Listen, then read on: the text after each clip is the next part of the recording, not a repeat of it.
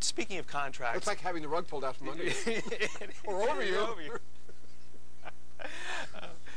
Contracts. I just want to emphasize he was an interscholastic star. High school, you mentioned looking towards UCLA, playing with Wooden. Can you give us a rough idea as to how many scholarships he was offered? 100. A century. Mostly in basketball. Mostly basketball. But again, the Yankees, pinstripes, I mean, he couldn't resist that. And they gave him a nice big bonus, too. Yeah. He got a bigger bonus to sign with the Yankees than he ever made as a player with the Yankees. In coming from Georgia to New York, what was the, did he have to make any adjustments? Oh, yeah. To him, it was like heaven landing in New York. He said the first time he came up here, right after he signed, his taxi driver was named Silverstein. He said, oh, I can't believe this. And all the kosher delis and all the things. The Jewish community in New York is enormous. And Ron had no idea. In fact, to this day, he still doesn't totally comprehend it, because last Passover, I asked him if he liked chocolate-covered matzah, because the guy has an enormous appetite. He said, you're putting me on, there's no such thing. And I said, I will send you a box. So I sent him a box of dark chocolate-covered matzah. He loved it. Wow. What was it like to leave New York and decide to go elsewhere in his baseball career? Well, that is where he encountered Bill Veeck. And Bill Veeck was a Maverick owner, as you know, with many different ball clubs, including the White Sox twice. And Bill Veeck had a habit of bringing in old, broken-down players and trying to resurrect them. Eric Soderholm, I mean, Richie Zisk, a whole bunch of guys who had problems elsewhere. He signed them. Oscar Gamble. Many times you'd sign them for 1 year, knowing like they were rental players. I mean, they were going to be free agents or whatever, and Bill Veeck would give them a try and hope that they liked Chicago. Well, Bloomberg felt he had this string of injuries in New York. He had a bad shoulder, cost him a season. He wrecked his knee crashing into the wall in Winter Haven during spring training, cost him a season. Why he was playing left field is beyond me anyway. But Bloomberg thought he needed a fresh start. George Steinbrenner was not happy. He wanted him to stay with the Yankees. The Mets courted him. The Braves courted him. He's from Atlanta. But he thought Bill Veeck made the best offer. It was a 3-year contract, over $800,000, which was big bucks at that time. And that's why he went. He only lasted 1 more year, but he wanted a fresh start and went to Chicago. I noticed in Designated Hebrew you put out his listing of home runs. Can you talk a little bit about why that section, or what memories of going yard that Ron may have mentioned to you? Interesting question, because when I was interviewing Ron, I said, who was your easiest pitcher? He said, Nolan Ryan. I said, really? Everybody else says he was their hardest pitcher. Ron said, well, I was hoping the pitchers would be afraid of me. I was never afraid of them. So I said, well, how many home runs did you hit against Nolan Ryan? He goes, 8 or 9. Now, I knew he had 52 in his career. So then I said, how many home runs did you hit against Jim Palmer, a 3-time Cy Young Award winner? And he said, oh, 6 or 7. Well, at this point, 13 against, 7 against Palmer and 8 or 9. 15 of his 52 home runs were against Palmer and Ryan. I knew that wasn't kosher, even if he was designated Hebrew. So I went and called up David Vincent from the Society for American Baseball Research, the home run guru, who wrote the great book, The Home Run Encyclopedia. And I said, David, could you do me a favor? Send me Ron Bloomberg's home run log. Well, that's where it came from. It came from David Vincent. It's in the book. He had 1 against Nolan Ryan. He had 1 against Jim Palmer. But what's interesting is, of his 52 home runs, he did hit about 8 off either Hall of Famers or Cy Young Award winners, including 2 in a game against Gaylord Perry. So he did pick on pretty good pitchers when he did hit them. Yeah. Speaking of SABR, I understand you may be out at the national conference? Not this year. Not this year. But have you spoken to any SABR groups with regards to Designated Hebrew? Yes, New Jersey SABR, which Sam Bernstein's chapter at the Yogi Berra Museum, which is one of my favorite museums, and close to home for me, because I'm from New Jersey. And it was very enjoyable. Yeah. And Ron was there, too. Yeah. Well, what sort of feedback are you getting with regards to Designated Hebrew? Oh, it's great, because how many Jewish ball players are there? Right now, there's a record number of players in the major leagues who happen to be Jewish, including 3 in the Boston Red Sox. But you look at some of these players, they're stars. Sean Green, Jason Marquis, Scott Shainweiss, Mike Lieberthal, Brad Ausmus. I mean, there's some really good players who are Jewish. So this is like nirvana time for Jewish baseball. Have you interviewed any of those with regards to your radio show? Yes, Sean Green. And well, what's the name of that radio show? And it's called letters again. Is it Ball Talk? Ball Ball Talk. Talk. Yeah, Ball Talk. Sean Green is a wonderful guy. He played for the Blue Jays, Dodgers, and now he's with the Arizona Diamondbacks, leading the charge, by the way, for the Arizona Diamondbacks. Left-handed batter. He would have been a doctor if he weren't a ball player, and he could have done it. He had a 4.0 grade point average in school. And he actually did take some courses in psychology in college. And he's a very articulate, sensitive, thoughtful, soft-spoken guy who speaks like this. Almost like Greg Maddux speaks. Greg Maddux is like that, too. Yeah. But, yes, I've interviewed some of these guys. And Jason Marquis, this hat, which says Braves in Hebrew, I wore it into the Braves clubhouse when Jason Marquis was still there. And he goes, "Oh, Braves!" He's the only guy there who could read it. The Braves, I have to point this out to viewers, you live and die with Atlanta. Is that oh, yeah. correct? I bleed Tomahawks like Tommy Lasorda bleeds Dodger blue. Because in 1957, when the Dodgers and Giants left, and the Yankees were everybody's favorite team in New Jersey and New York, the Milwaukee Braves beat them in the World Series, and I thought they must be the best team. I was only 9. What did I know? Yeah. And if people want to see what other titles you have put onto the book rack, so to speak, and they always seem to have some sort of success rate. I know that you've written about the Marlins. They win the World Series. Milo Hamilton, 60 years at the microphone, and he got to call Hank Aaron's 715 home run shot, and this season we may have that is back in the news again. It's the Schlossberg Touch. So now you have a website?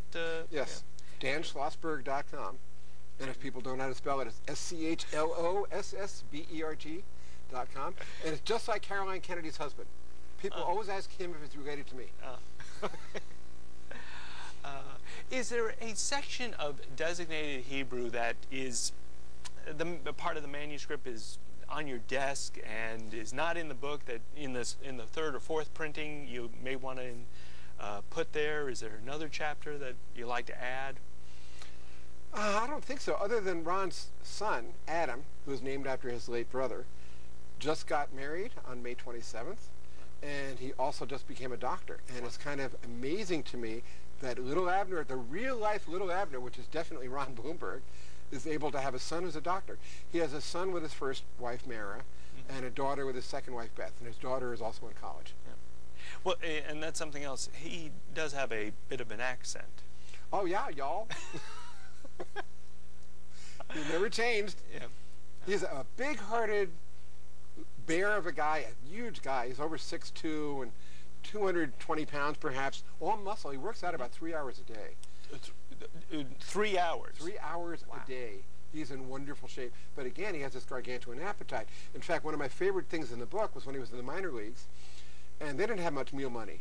But he saw a sign in a restaurant window that said 72-ounce steak free if you can eat it in an hour. He did it 3 times. Not all in the same hour, but I mean 3 different days. Wow. Did he get any sort of endorsement deals in any of his, during his major league career, aside from the size per line? I'm thinking more specifically, was there a particular bat or glove that, whether it be endorsement or whether he had a favor towards? Nothing that leaps out of my mind at the moment. He had various different products that he did endorse. I'm surprised he didn't endorse kosher hot dogs or the Stage Deli. He was always at the Stage Deli, and they named a sandwich after him, years ago when he was popular here in New York. And now, again, to have that sandwich come out of retirement, that's amazing. Yep. On the cover, is this a real Topps baseball card? Yes, it is. It's a real Topps card. And I'm grateful to Clay Larashi for permission to reprint it, and also to Marty Appel, who used to do Topps PR before that. And Marty wrote the foreword to this book. Marty was an usher at Bloomberg's wedding. Oh. So they've been good friends since Marty was the PR director of the Yankees, and Marty got that bat into the Hall of Fame. That's quite a coup. That is an amazing thing. With regards to the Hall, did you, aside from the weekend, did you have to shoot up there for any research purposes? Oh, I go up there as often as I can, mostly to get pictures. There are pictures in this book from the Hall of Fame library, and Bill Burdick, is the photo librarian, was really nice in helping me pick out some great pictures. Any of the top 3 or 4 or 5 that come to mind that if you're able to tell the viewer, look, go to the Barnes & Noble or the Borders or your local bookstore, pick up the book and open it to any particular image? Well, there's some pictures of his kids and some pictures of Bloomberg from his Yankee days. Just various different pictures. Yeah. But, you know, it was fun to pick them out. He was a left-handed batter, and he hit some titanic home runs. He really did. He hit the facade at Yankee Stadium. He had some long home runs. One of my favorite Bloomberg base hit story, he never played on the Jewish holidays, specifically Yom Kippur, Rosh Hashanah. Well, in 1971, Jewish holidays begin at sundown. And it was getting to be towards sundown. It was a Sunday afternoon, 2-2 game at Yankee Stadium against Cleveland. And there was a man on second base, and Ron came up. There were 2 men out. And Ron knew if he got a base hit, the Yankees would win 3-2, the game would be over, and he wouldn't be playing on the holiday. If he didn't get a base hit, he would have a dilemma. Should he stay in the game, or should he leave and go to synagogue? Anyway, he got a base hit, won the game, and the newspaper the next day dubbed him the Sundown Kid. And that was against Steve Dunning. Remember Steve Dunning, right-handed pitcher? That's right. That's right. Does he speak Hebrew or Yiddish? He had a bar mitzvah. So at least at that time he did. And the way he met Mara, his first wife, at a bar called The Office, a bar restaurant called The Office. She's from Elmira. Ron was playing for the Syracuse Chiefs at the time. And I knew Mara because I was at Syracuse University while she was there. So I knew her. Anyway, so he met Mara in this bar, the Office, and went up to her and said, I'd like to talk to you. I'd like to take you out. And she looked at him and saw the blonde hair, whatever there was, and blue eyes, and said, I don't think so. I only date Jewish men. So he said, well, I'm Jewish. She said, okay, say the blessing over the wine. She had a glass of wine in front of her. So he did. Wow. And then she checked him out with her grandfather, who was a big baseball fan, and her grandfather knew all about the Jewish Mickey Mantle. And he said, oh, no, you met Ron Bloomberg, the Jewish Mickey Mantle. Definitely go out with him. Yeah. And they got married, and they had a son. Wow. You mentioned that his home runs were blasts. Yes. In playing in Chicago, in playing in New York, did you do the sabermetrics thing of looking at various ballparks and thinking, gee, if Ron had signed with such and such, maybe the home runs would not be 52, maybe the home runs be 93, or did you play that game, so to speak? Not too much, because he actually did have the advantage of Yankee Stadium's right field porch, which is pretty short. Mm-hmm. So left-handed batters usually do well there. He was a left-handed batter.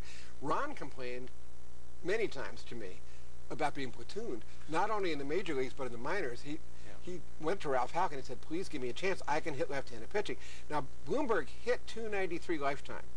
And if it weren't for that bad year with the White Sox in the end of his career, he would have been over 300.